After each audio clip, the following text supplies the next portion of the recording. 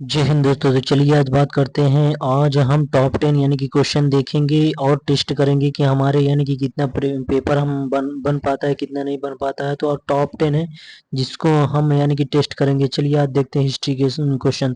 First number सवाल है हमारा कि under whose was the tenure was the permanent settlement introduced.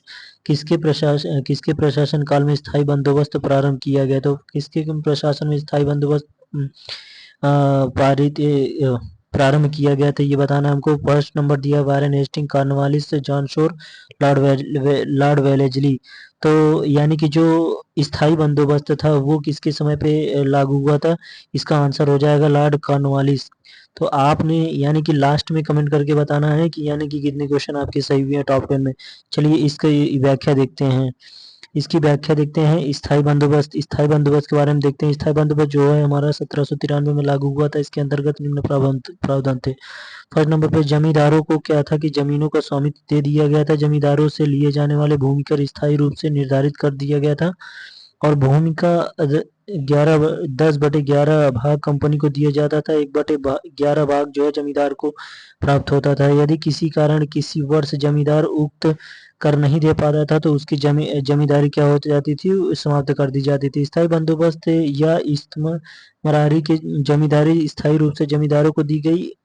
स्थायी बंदोबस्त की व्यवस्था सर्वप्रथम बंगाल, बिहार और उड़ीसा में लागू की गई थी। तो ये पूछता है कि सर्वप्रथम कहाँ पे लागू की गई थी, तो बंगाल, बिहार और उड़ीसा में सर्वप्रथम स्थायी बंदोबस्त लागू किया था। कालांतर में पद्धति यूपी के बनारस खंड, उत्तरी कर्नाटक में भी लागू की गई थी। ठीक है, तो फर्स्ट नंबर पे क्या क्या इसमें याद रखना। स्थायी बंदोबस्त किसके द्वारा लागू किया, लॉर्ड कॉर्नवालिस के द्वारा 1793 में लागू किया गया।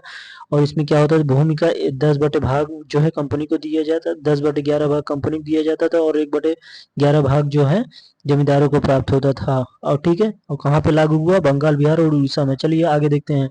सेकंड नंबर क्वेश्चन है कि लॉर्ड मैकाले संबंधित था। लॉर्ड मैकाले किससे संबंधित था, सेना सुधार से कि सती प्रथा की समाप्ति से, अंग्रेजी शिक्षा से, स्थायी बंदोबस्त से।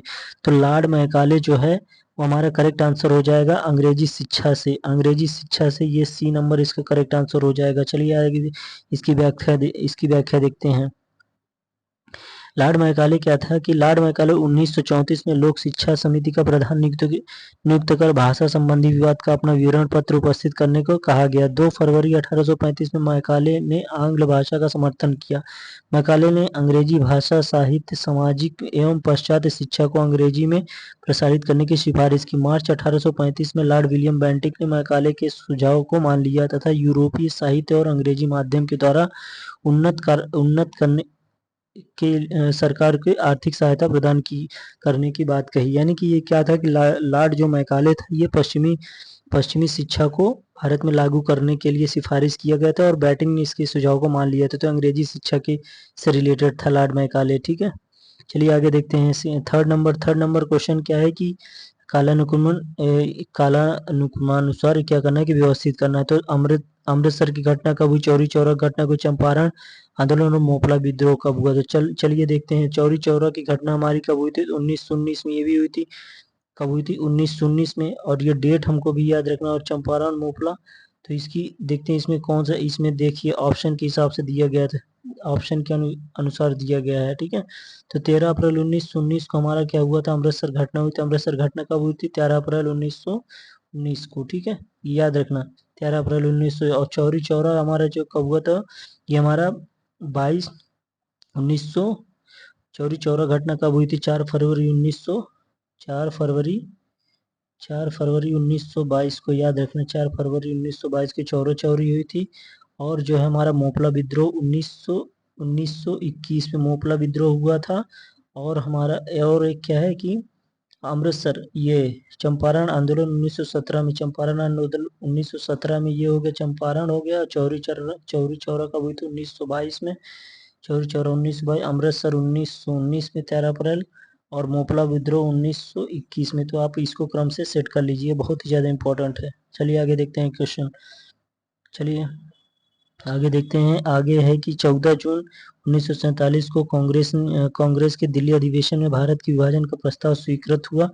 इस अधिवेशन के अध्यक्ष कौन थे? उसमें इधर इस अधिवेशन के अध्यक्ष कौन थे? तो राजेंद्र प्रसाद, सरदार वल्लभ भाई पटेल, आचार्य जेबी कृपलानी और जवाहरलाल नेहरू। तो 14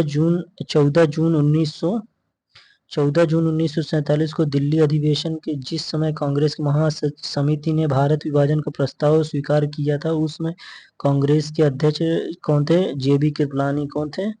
जेबी कृपलानी। नवंबर 1947 में इन्होंने इस्तीफा दिया था, डॉक्टर राजेंद्र प्रसाद अध्यक्ष बनाए गए। तो इसका करेक्ट आंसर क्या होगा कि जेबी कृपलानी हो जाएगा। चलिए आगे देखते हैं। फिफ्थ नंबर क्वेश्चन क्या है हमारा कि किसने कहा था कि मेरी पीठ पर किया जाने वाला प्रत्येक प्रहार ब्रिटिश साम्राज्य के ताबूत में किल सिद्ध होगा। ये बहुत ही ज्यादा फेमस वाक्य है और ये लाला लाजपत राय के द्वारा कहा गया था। ठीक है, साइमन कमीशन जब आया था तो उस समय शेर पंजाब यानी कि लाला लाजपत राय, जो कि पंजाब केसरी के नाम से भी जाना जाता है, तो जब यानी कि साइमन कमीशन 1928 में आया था, पंजाब के प्रमुख राजनीतिक नेता थे। कौन थे? जो कि लाला लाजपत राय थे। वो पंजाब केसरी की उपाधि से भी जाना जाता था। तो इन्होंने यही कहा था, ठीक है, कि मेरी पीठ पर जितनी भी लाठियां बरस रही हो वो क्या है कि ब्रिटिश साम्राज्य के ताबूत की एक कील सिद्ध होगी। ठीक है, आगे देखते हैं। छठवां नंबर क्या है कि अखिल भारतीय मुस्लिम लीग की स्थापना किसने की थी? सर सैयद अहमद खां दिया है, सर मोहम्मद इकबाल दिया है, आगा खां दिया है और नवाब सलीमुल्लाह खां। तो इसका करेक्ट आंसर क्या हो जाएगा? इसका करेक्ट आंसर हो जाएगा नवाब सलीमुल्लाह खान। इसका क्या हो जाएगा? नवाब सलीमुल्लाह खान। इसका डी नंबर करेक्ट आंसर हो नवाब सलीमुल्लाह खान ने कहा। नवाब सलीमुल्लाह। मुस्लिम लीग की स्थापना किसने की? अखिल भारतीय मुस्लिम लीग। अखिल भारतीय, ये देखिए। चलिए देखते हैं। 30 दिसंबर 1906 में ढाका में भारतीय मुसलमानों को अंग्रेजी सरकार के प्रति वफादारी लाने के उद्देश्य से ब्रिटिश समर्थक मुसलमानों ने नवाब सलीमुल्लाह खान के नेतृत्व में मुस्लिम लीग की स्थापना की। इस लीग का प्रमुख उद्देश्य क्या था? भारतीय मुसलमानों में ब्रिटिश सरकार के प्रति भक्ति उत्पन्न करना व भारतीय मुसलमानों के राजनीतिक अधिकारों की रक्षा करना। चलिए 7वां नंबर देखते हैं। तो आप टेस्ट करते रहिए कि हमारा कितना आंसर सही है। सुभाष चंद्र बोस के त्यागपत्र देने के बाद किसे भारतीय राष्ट्रीय कांग्रेस का अध्यक्ष चुना गया था? तो जब सुभाष चंद्र बोस ने यानी कि त्यागपत्र दे दिया था तो भारतीय राष्ट्रीय कांग्रेस का अध्यक्ष किसे चुना गया था? तो अबुल कलाम आजाद दिया, राजेंद्र प्रसाद, पट्टाभी सिवतारमैया और वल्लभ भाई पटेल। तो इसका करेक्ट आंसर देखिए व्याख्या के साथ हम देखेंगे। ठीक है, सुभाष चंद्र बोस 1938 में क्या हुआ था कि हरिपुरा के कांग्रेस अधिवेशन के अध्यक्ष चुने गए थे। ठीक है, और 1939 में त्रिपुरा अधिवेशन के कांग्रेस के अध्यक्ष चुने गए, परंतु गांधी जी के साथ मतभेद होने की वजह से उन्होंने क्या किया गया? त्यागपत्र दे दिया था। उनके त्यागपत्र देने के बाद डॉक्टर राजेंद्र प्रसाद कांग्रेस अध्यक्ष बनाए गए थे। ठीक है, जो हमारा हरिपुरा अधिवेशन कब हुआ था? 1938 में। याद रखना 1938 में क्या हुआ था? हरिपुरा अधिवेशन हुआ था और 1939 में त्रिपुरा अधिवेशन में कांग्रेस के अध्यक्ष चुने गए थे। ठीक है, कौन? सुभाष चंद्र बोस। लेकिन गांधी जी के साथ मतभेद हो गया था। उन्होंने इसमें क्या हुआ था? पट्टाभी सीतारमैया को खड़ा किया था गांधी जी ने और वो क्या हुआ था? हार गए थे, तभी इनमें मतभेद हो गया। चलिए आगे देखते हैं। 8 नंबर क्या है कि 1932 के पूना समझौते के साथ किसका सीधा संबंध था? भारतीय महिलाएं का, भारतीय मजदूर वर्ग का, भारतीय कृषक वर्ग का, भारतीय दलित वर्ग का, किससे संबंधित था पूना समझौता? ये दलित वर्ग से था। ठीक है, भारतीय दलित वर्ग। चलिए आगे आगे देखते हैं। इसमें ब्रिटिश प्रधानमंत्री रंजन मैकडोनल्ड ने 16 अगस्त 1932 के सांप्रदायिक निर्णय के द्वारा हरिजनों के लिए पृथक निर्वाचन की व्यवस्था की गई थी। इस घोषणा में गांधी जी ने आमरण अनशन प्रारंभ किया था। मदन मोहन मालवीय, सी राजगोपालाचारी, डॉक्टर राजेंद्र प्रसाद, पुरुषोत्तम दास के प्रयासों से गांधी जी और अम्बेडकर के बीच क्या हुआ था कि पूना पैक्ट समझौता हुआ था। कब हुआ था? 16 अगस्त 1932। याद रखना। सॉरी, हुआ कब था? ये हुआ था 1932 में, इतना याद रखना। फिर आगे देखते हैं। आगे फिर क्या था कि इसमें ये कुल मिला के इसका आंसर क्या हो जाएगा? दलित वर्गों के लिए आरक्षित भारतीय दलित वर्ग। करेक्ट आंसर इसका डी हो जाएगा। ठीक है, आगे देखिए। द इंडियन स्ट्रगल नामक प्रसिद्ध पुस्तक किसने लिखी थी? द इंडियन स्ट्रगल नामक प्रसिद्ध पुस्तक। The Indian struggle Maulana Abul Kalam Azad, Jawaharlal Nehru, Lajpat Rai, Subhash Chandra Bose. तो इसका करेक्ट आंसर क्या होगा? इसका करेक्ट आंसर आपको बताना है।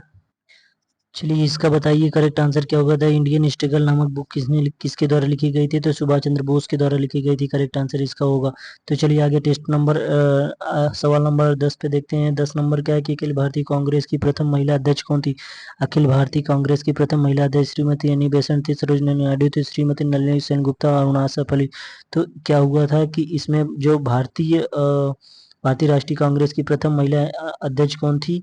1917 में कलकत्ता अधिवेशन जो जिन्होंने किया था, अध्यक्ष थे कौन थे? कि श्रीमती एनी बेसेंट। तो श्रीमती एनी बेसेंट जो है भारतीय प्रथम महिला कांग्रेस की अध्यक्ष थी 1917 में। फिर उसके बाद 1915 में कानपुर अधिवेशन हुआ था। कानपुर अधिवेशन की अध्यक्षता श्रीमती सरोजिनी नायडू ने किया था। और फिर 1933 में कलकत्ता अधिवेशन श्रीमती नलिनी सेनगुप्ता के द्वारा किया गया था। उसके बाद जो है फैजपुर पंडित जवाहरलाल नेहरू के दिया। पहली बार जो गांव में संपन्न हुआ था, जो गांव में सत्र हुआ था, फैजपुर सत्र हुआ था। ये भी पूछा जाता था कि क्यों भारतीय राष्ट्रीय कांग्रेस का फैजपुर जो हुआ था वो गांव में हुआ था, यानी कि पहला ये भी पूछा जाता है कि पहली बार गांव में कौन सा अधिवेशन हुआ था? तो फैजपुर में हुआ था 1937 में, याद रखना। तो चलिए आगे देखते हैं।